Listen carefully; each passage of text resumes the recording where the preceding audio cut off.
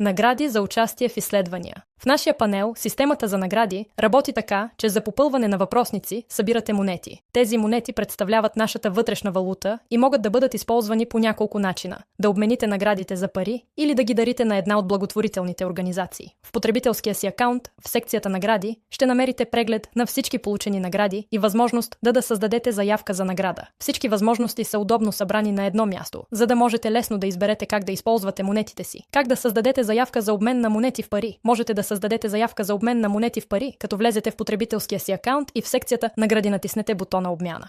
Чрез плъзгача изберете броя монети за обмен, въведете номер на сметка и други необходими данни. Моля, не забравяйте да потвърдите заявката чрез оранжевия бутон "Потвърди" в автоматичното съобщение, което ще получите по имейл след подаване на заявката. Обработката на заявката обикновено отнема до 30 дни. Монетите се конвертират по курс 1:255. Това означава, че за 255 монети получавате 1 евро. 8 евро е минималната сума, която може да бъде изтеглена, така че трябва да съберете поне 2040 монети. Как да дарите монети за благотворителност? След натискане на секцията награди и раздела "Дарение за благотворителност" ще се появи списък с благотворителни организации. След това е достатъчно да натиснете бутона "Дарете сега" и да изберете броя монети за дарение. Можете да изберете предварително зададена сума или да изберете нестандартно и чрез плъзгача да зададете броя монети за даряване. По-долу ще се покаже изчислението в евро. Потвърдете избора си, като натиснете зеления бутон "Дарете сега". Благодарим ви, че сте с нас. Ако не знаете, попитайте.